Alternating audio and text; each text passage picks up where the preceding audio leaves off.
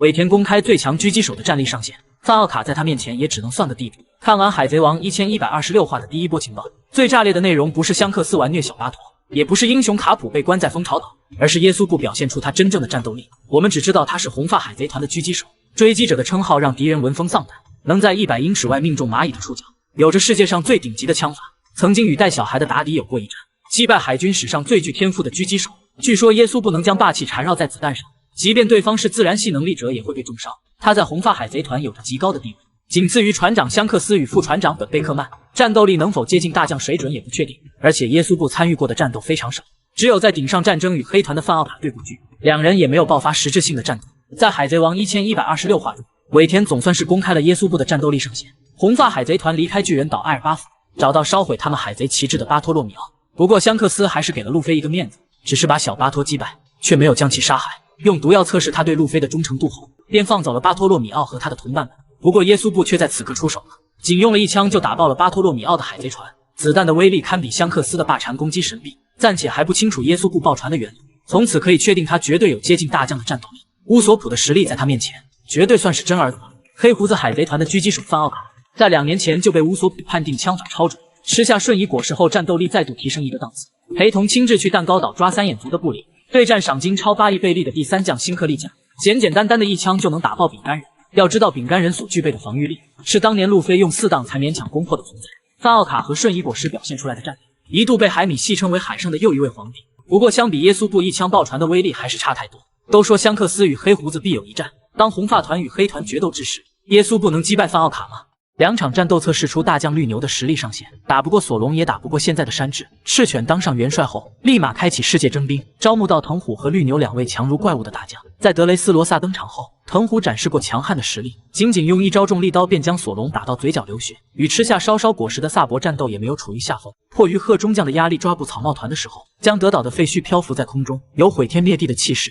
直到世界会议绿牛才出场，也仅仅是露了一个侧脸，透露出他可以3年不吃饭，对美女有极强的兴趣。和治国事件完结后，赤犬派遣绿牛去打扫战场，此时我们才知道，绿牛是吃了自然系森森果实的森林人，所到之处都能长出茂盛的花草树木，可以通过身体长出藤蔓战斗和吸收养分，不仅能削弱敌人的战斗力，还能提升自己的能量。百兽海贼团的2位大看板岩哉进和一哉奎因，面对大将绿牛简直不堪一击，瞬间便失去了战斗力。进和奎因当时都受了重伤，也不能体现出绿牛到底有多强。对战赤鞘九侠时，绿牛出于绝对优势，将所有人击败，与大和交战脑袋挨了一棒子，也可以束缚住对方的行动。大和建议桃之助寻求路飞的帮助，显然是认可自己打不过绿牛。不过在与4皇香克斯交手时，绿牛的表现给海军大将丢脸了。面对强大的霸王色霸气，绿牛身体被震慑的瑟瑟发抖，连对方的面都没见到，就被吓得一脸惊恐仓皇而逃。相比4皇级别的顶级强者，被称为怪物的绿牛完全不够格。离开和之国后，绿牛立马投入到抓捕七武海的行动，在白胡子的故乡遇到赏金4亿8千万的爱德华威布，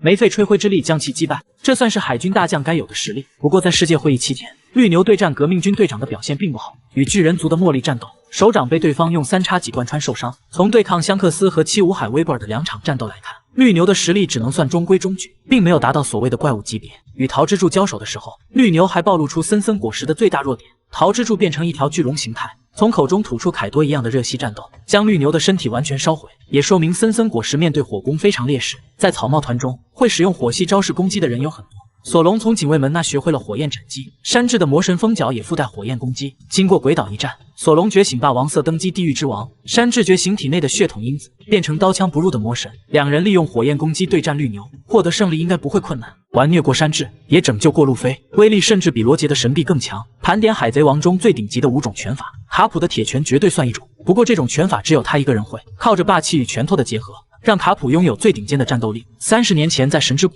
击溃史上最凶恶的洛克斯海贼团，与赏金5亿的铁头功大师青椒交手，也是一拳头搞定对方。马尔科有吸收一切伤害的蓝色火焰，也没能扛住一记铁拳的输出。结合霸王色缠绕攻击后，卡普铁拳的威力再提升一个档次，一拳下去能毁掉一座城镇，就连大将青雉也无法抵挡。对待路飞和艾斯的时候，铁拳就会变成爱之铁拳。现在来看路飞能活着长大，是多么不容易的事情。八冲拳拥有数百年的历史，也是八宝水军历代相传的拳法，在打击敌人的同时，会释放强大的冲击波，普通的防御毫无效果，对实力的提升却不大。青椒拥有霸王色霸气，赏金也才5亿贝利，与赏金只有4亿贝利的路飞战斗，连橡胶果实的3档都打不过。对战唐吉诃德家族的拉欧巨，赏金才6100万，青椒也没能获胜。或许在第13代栋梁老蔡的手中，八冲拳的威力会得到提升。帝翁拳是一种特殊的气功，目前只有明哥的手下拉欧巨使用过，每次使用都会摆出奇怪的姿势，而且年纪越大发挥的力量就越强，因此帝翁拳的终极大招非常特殊，只有在油尽灯枯时才能发挥出来。拉欧巨靠着他击败赏金5亿的青椒，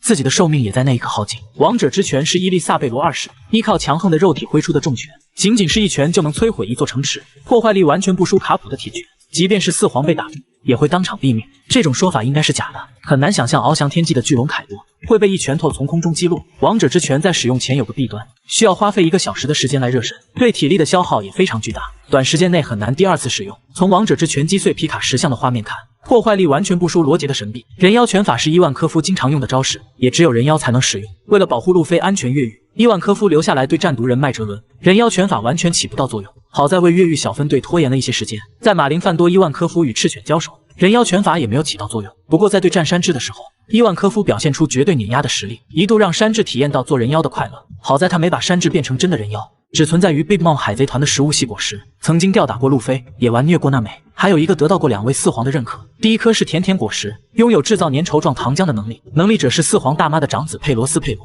他能用糖浆制造各式各样的武器战斗，也能将人体包裹在糖浆内让其窒息，将糖浆凝固变硬，还有不错的防御作用。不过防御效果太差，很容易被敌人打破。甜甜果实的弱点是怕热，简直被火系果实完克，这也导致佩罗斯佩罗的战斗不算强，拥有7亿贝利的赏金，却没能成为甜点将星之一。第二个是饼干果实，能力者是克利架，只要双手拍一拍就能制造出坚硬的饼干，不过防御的硬度比不过钻石果实和屏障果实。与路飞战斗的时候，克利架制造出大量饼干士兵，能抵御2档和3档的攻击，只有靠4档才能击倒他们。不过饼干士兵特别怕水，变软后战力下降，口感也会提升，路飞吃起来毫无压力，才能打赢赏金8亿6千万的克利架。饼干果实最适合让乔巴吃，能避免自己当储备粮被下锅的窘境。第3颗是奶油果实，吃了它注定会单身一辈子，不仅对战斗力的提升不大，还会大大拉低你的颜值。欧佩拉吃下奶油果实后，脸部和鲜奶油一样软塌塌的，还有乳白色的液体流下，看起来非常恶心，让人不敢靠近，而且奶油还有很强的灼伤能力，试问哪个美女敢拥抱它？第4颗是黄油果实，拥有非常强的控制能力，能力者是大妈的女儿加蕾特，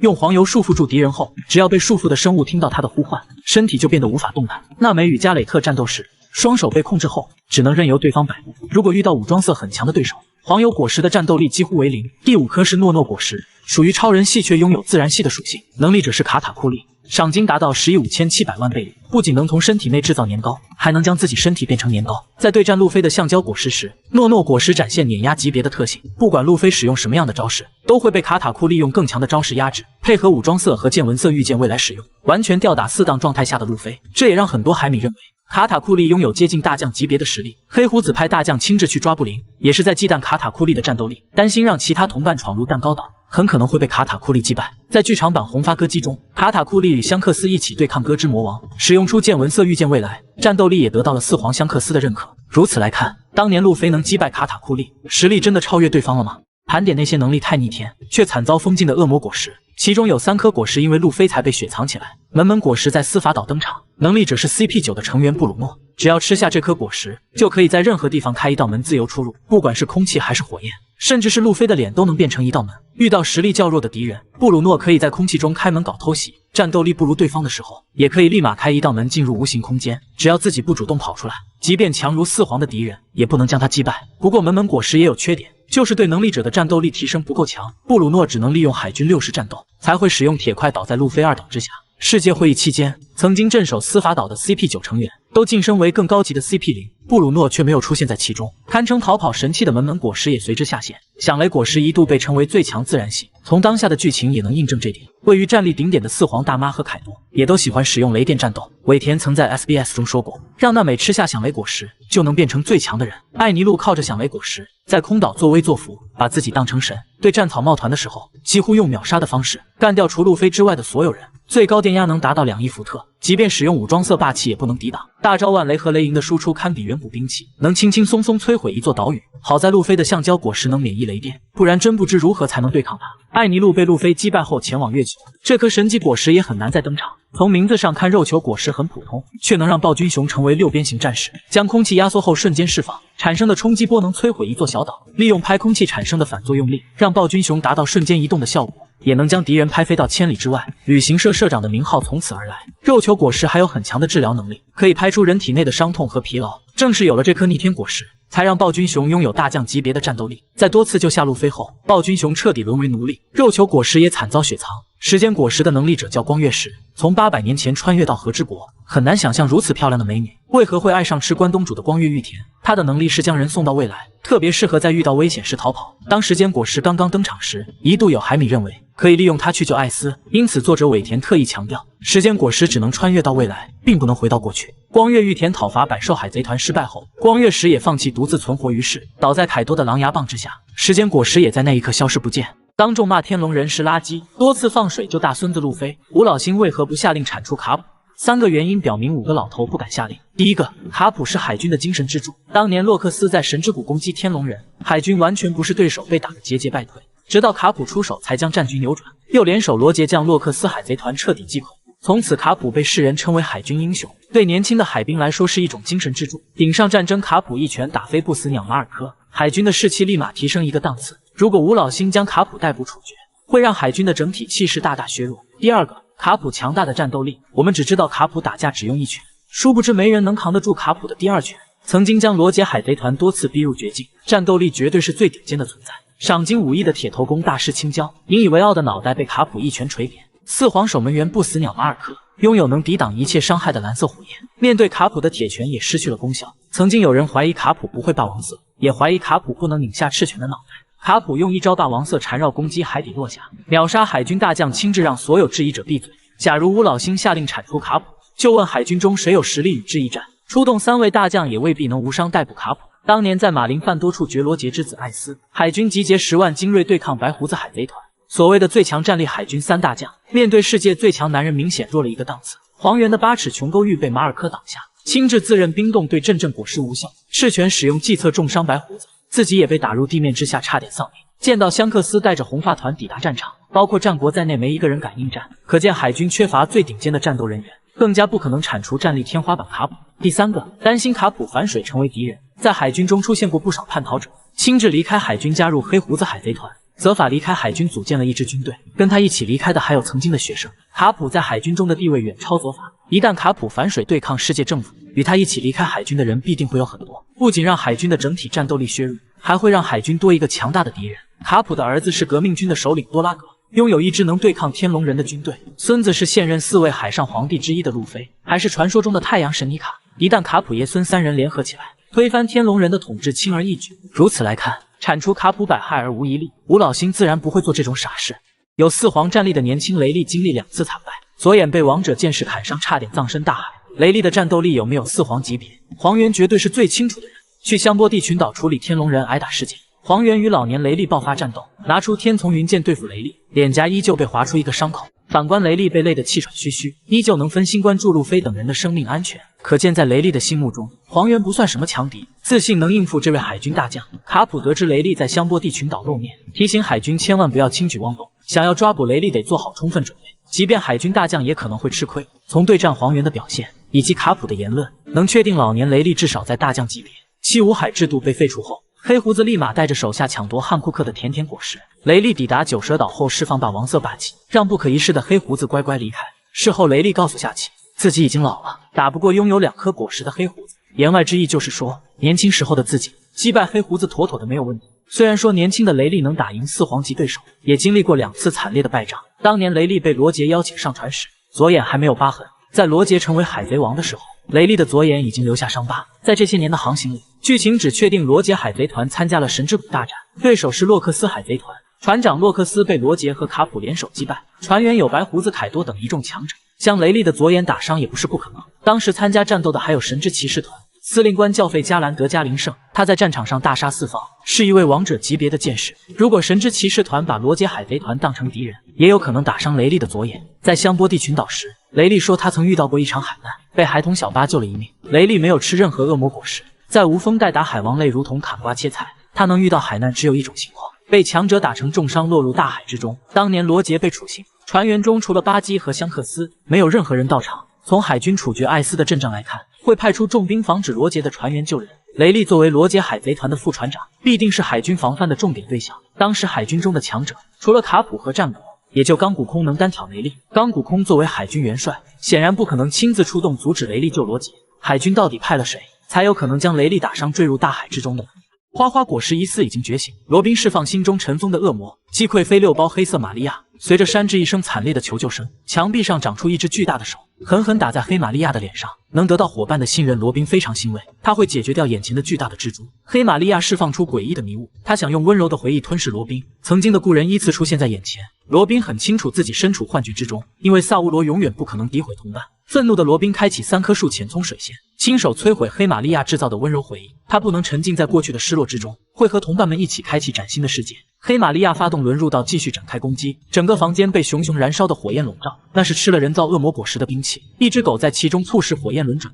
黑玛利亚不相信罗宾能从幻雾中走出，嘲讽他们居然妄想战胜船长凯杜。布鲁克发现轮入道具有自己的生命，立马让灵魂出窍，进其冰封破坏。又来一招魂之丧剑，冰冻住所有火焰。随后黑玛利亚开启嘴遁攻击，嘲讽罗宾是被同伴出卖的可怜之人，还调侃山治是整个鬼岛的笑柄。拥有草帽团第2高的悬赏金，居然向一个弱女子寻求帮助。罗宾没有理会黑玛利亚的挑拨，他知道山治是非常温柔的人，适合做未来海贼王的左膀右臂。愤怒的罗宾发动招式巨人开花，制造出一个长着很多手的美女。无数只手不仅没有控制住黑玛利亚，反而暴露出花花果实的弱点。创造的手臂遭受攻击，本体也会受伤。黑玛利亚发动蛛网束缚住罗宾，拿出纸虎开启新一轮的猛攻。罗宾不得不收起花花果实的能力，拉开距离后使用海龙花继续攻击，却被黑玛利亚的蛛网再次控制。释放出火焰，瞬间化解罗宾的攻击。在火焰中战斗，罗宾完全不是对手，还要承受黑玛利亚的无情嘲讽。罗宾试图在火海中开出花朵战斗，行动再次被四通八达的蛛网控制住。陷入绝望的罗宾回忆起和同伴的过往，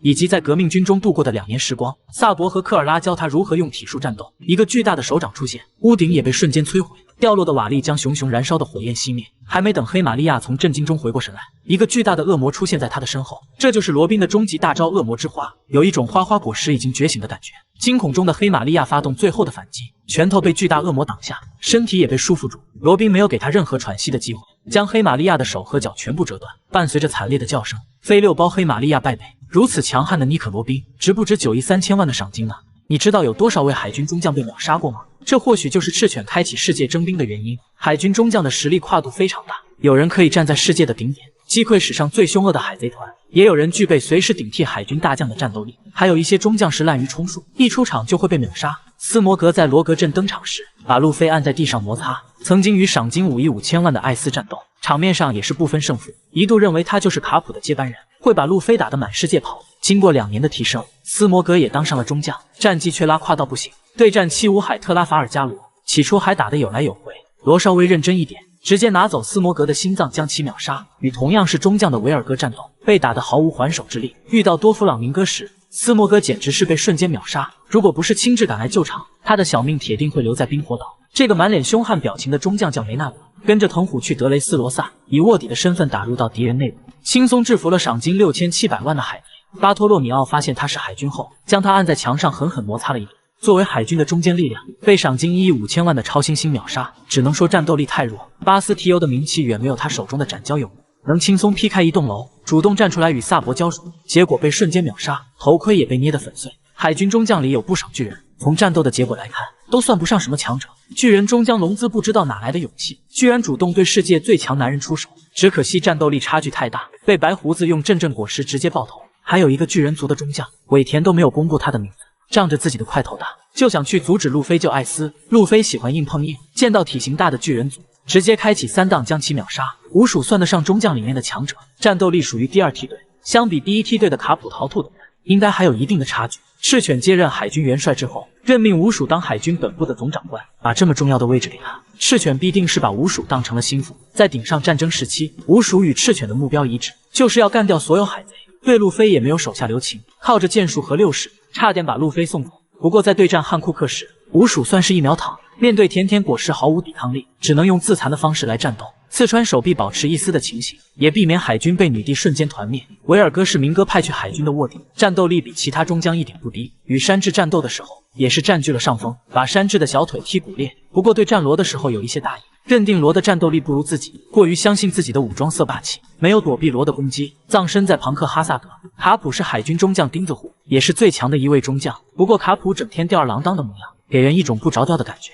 曾经为了破吃甜甜圈的记录，5天5夜没有睡觉，一时大意被蒙卡用斧头劈开胸膛。面对自己的大孙子，卡普选择故意放水，闭上眼睛被二档路飞一拳揍飞。有这么多实力拉胯的手下，也难怪赤犬要开启世界征兵招募大将。路飞觉醒尼卡果实将获得5个神级能力，掌握霸王色的全新用法，能克制暗暗果实。第一个能力是同化周围的任何事物。超人系果实觉醒的最大特点就是同化。多弗朗明哥能让城镇的建筑物变成线，卡塔库利可以把镜子世界变成年糕，他们只是将无生命的物体元素化，路飞却可以对有生命的物体进行同化。对战凯多的时候，让巨龙的身体变成橡胶。从此也能看出，路飞的觉醒能力已经超越普通超人系。第二个是超强的恢复能力。从目前的剧情来看，动物系觉醒能提升力量和恢复能力。海底监狱的狱卒兽属于被动觉醒，恢复能力堪称怪物，被狠狠揍了一顿之后，没过多长时间就能重新投入战斗。路飞觉醒之后，心脏变成解放之骨，能达到瞬间恢复的效果，对伤势和体力的恢复速度远超普通的动物系果实觉醒。从路飞以往的战斗来看，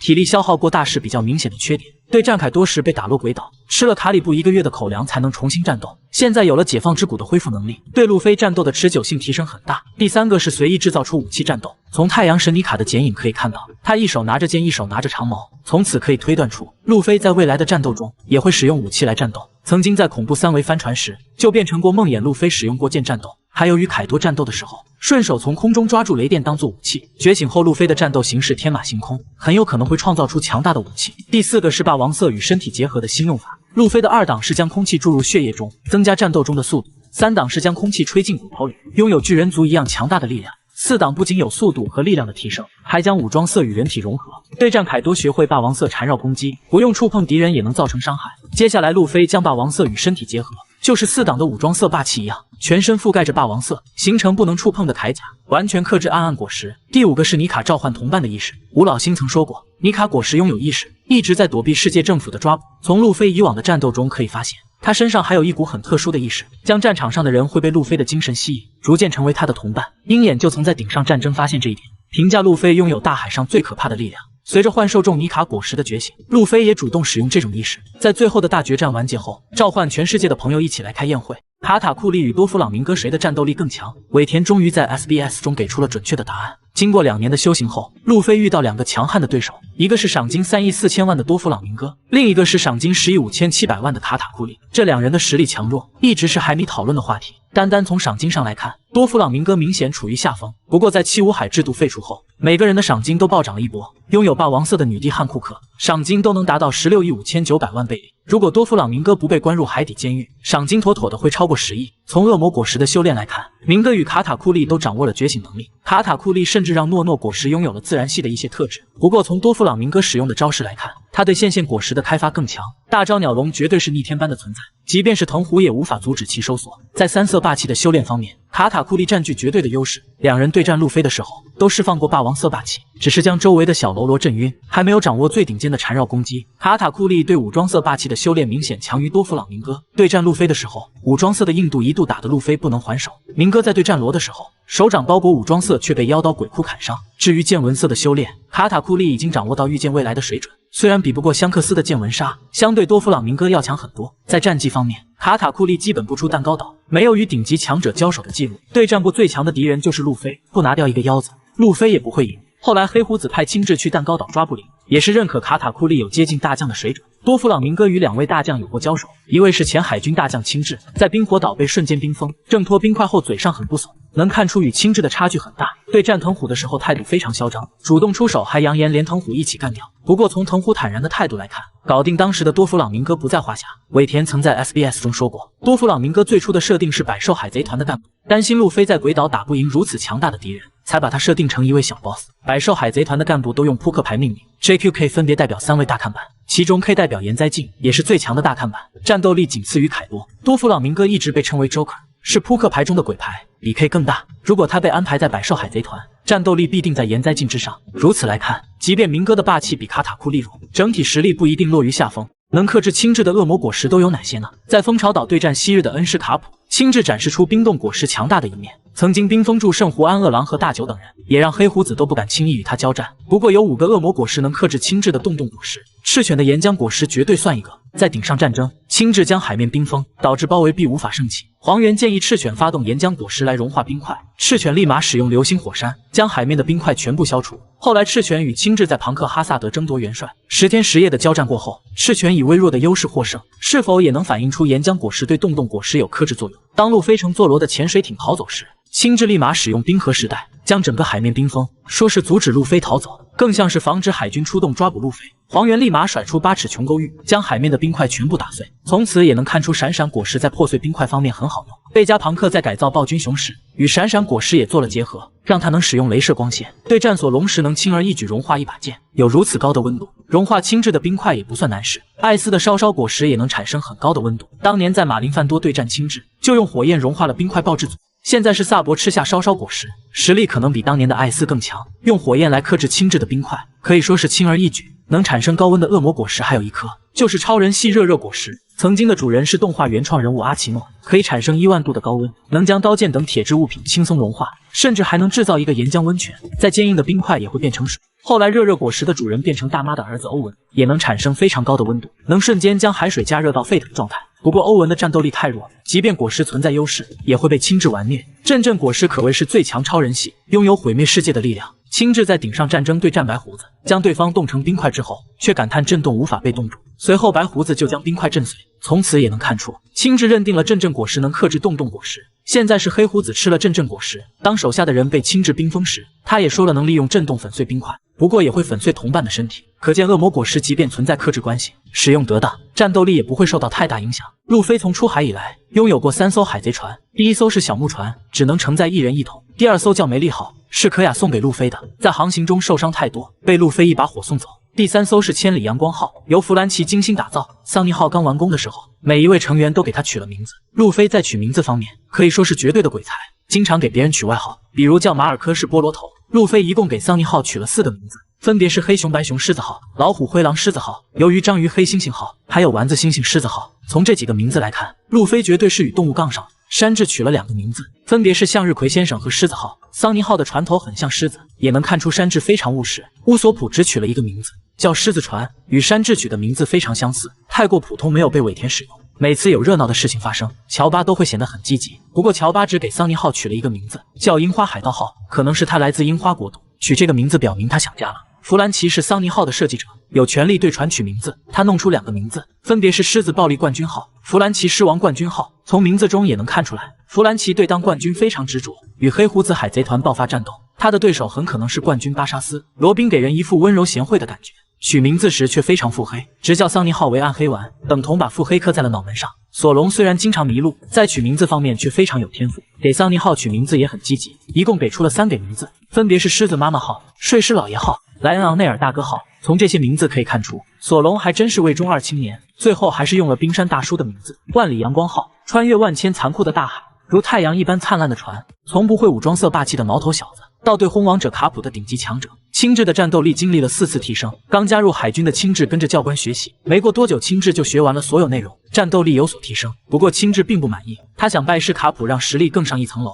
并强调从海军教官那里学不到任何东西。卡普不想失去自由，才没有收他为徒弟。不过让青雉跟着自己一起用军舰沙袋练习，期间不能使用恶魔果实能力和武装色霸气。青雉表示还不会霸气，可见他还是一个菜鸟。与卡普练习一段时间后，青雉的实力提升，也晋升为海军中将。去奥哈拉执行屠魔令时，他展示出超越同级中将的战斗力，对战同为中将的巨人萨乌罗，以几乎秒杀的姿态获胜。没有过几年，青雉就当上了海军元帅，不过战绩并不算好。在顶上战争对抗白胡子海贼团，被白胡子从空中击落。第2次与白胡子交战，用见闻色预见未来，将身体元素化躲避攻击，却被2番队长钻石乔兹撞飞，倒地后嘴角流出鲜血。还有对战艾斯的时候，2人招式互相抵消，看不出谁强谁弱。整场战斗下来，青雉只受了点轻伤，表现出来的实力不算顶级强者。顶上战争过后，青雉与赤犬在庞克哈萨德开启元帅争夺战，经过10天10夜的鏖战，最后青雉被打断1条腿，以微弱的劣势战败。此战过后，青雉辞去海军大将，加入黑胡子海贼团。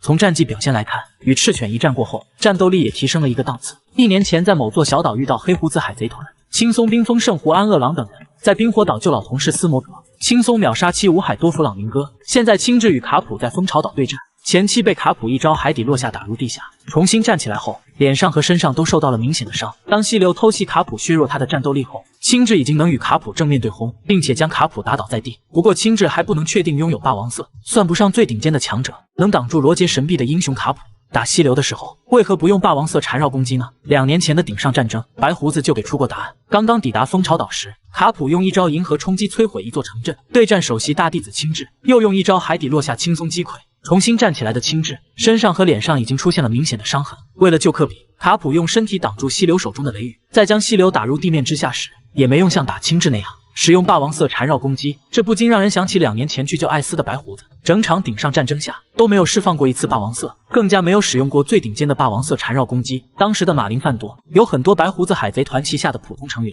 路飞在绝境下释放霸王色，海军和海贼都倒下了一大片。一旦白胡子释放霸王色，能击溃海军，也会误伤自家的普通成员。艾斯被救出之后，白胡子让所有人撤退，才敢使用真正的力量战斗，用地震攻击弄出一道深不见底的裂缝，也将马林范多一分为二。当艾斯被赤犬干掉之后，白胡子彻底释放自己的力量，差点将赤犬打入地底之下，也将海军基地几乎完全摧毁。如此来看，白胡子不用霸王色，也是担心强大的输出会误伤同伴。卡普用身体挡住溪流的偷袭，当时科比就躺在他的身后。如果使用霸王色缠绕攻击，附带攻击必定会伤及到科比，还有贝鲁梅伯和格鲁斯也会在攻击中受伤。为了保护同伴限制输出，会导致卡普在蜂巢岛有生命危险吗？2场战斗测出溪流的真实战斗力，索隆想打赢他还差一项顶级技能。从溪流加入黑胡子海贼团开始，就被认定为索隆必须击败的强敌。溪流曾经是海底监狱的看守长，因为对犯人滥杀无辜被关入第6层。伊万科夫曾说过，溪流比麦哲伦更加恐怖，两人的战斗力相当，但溪流的作战时间更长。前海军元帅战国曾说过，麦哲伦有准大将实力，在推进城时的溪流实力也应该能接近大将。跟着鹰眼学习2年，索隆的实力已经深不见底，对战明哥的手下皮卡几乎以秒杀的姿态获胜，与大将藤虎交战处于劣势，战斗力也得到对方的认可。进入和之国后，索隆的战斗力经历过2次提升，一次是将手中的黑刀秋水更换为妖刀炎魔，等同让索隆间接掌握了武装色的流萤用法，拖着重伤的身体依旧能砍伤凯多的腹部。后来与赏金13亿9千万的岩灾镜战斗，前期的索隆完全不是对手，妖刀炎魔还出来捣乱。在绝境之下，索隆觉醒霸王色霸气，斩断岩灾镜的一条翅膀，登基地狱之王。此时索隆的赏金涨到10亿1100万贝里，战斗力也是无限接近于大将的水平。按理说现在的索隆打赢溪流简直轻而易举。溪流加入黑胡子海贼团后只吃下了透明果实，很适合去某个地方看看，对战斗力的提升并不明显。不过溪流在对战莫利亚的时候展示过实力，靠着透明果实发动偷袭，轻而易举砍伤对方。莫利亚好歹也是气无海，赏金达到3亿2千万贝利。年轻的时候曾去和之国挑战世界最强生物凯多，不过以战败告终，所有的伙伴也被凯多杀掉。溪流能轻松偷袭成功，也能说明莫利亚的见闻色无法克制透明果实。在海贼王1087话中，溪流在隐身状态下攻击科比，卡普察觉到徒弟有危险，用身体挡住溪流手中的雷雨。那么问题来了，卡普为何不直接攻击溪流，反而要用身体抵挡呢？只能说明一点，卡普的见闻色也不能确定溪流的位置，只是靠着预见未来的见闻色，察觉到科比会有生命危险。通过溪流对战莫利亚和卡普的2场战斗可以确定一点，普通的见闻色霸气并不能发现隐身状态下的溪流，只能将见闻色开发到预见未来的地步，才能预判溪流的行动。索隆目前掌握见闻色霸气，却没有达到预见未来的地步。想要打赢溪流，将见闻色再提升一个档次是必须的。索隆拥有霸王色霸气，一旦学会最顶级的缠绕攻击，在与溪流的最终决战中，必定会轻而易举获胜。一个人干翻3位海上皇帝，头顶推进成最强男人的称号，却只拥有准大将级别的战斗力。他就是海底监狱的看守长麦哲伦，每天都要蹲轿子拉稀10个小时。麦哲伦吃下了超人系毒果实，呼出的气体含有剧毒，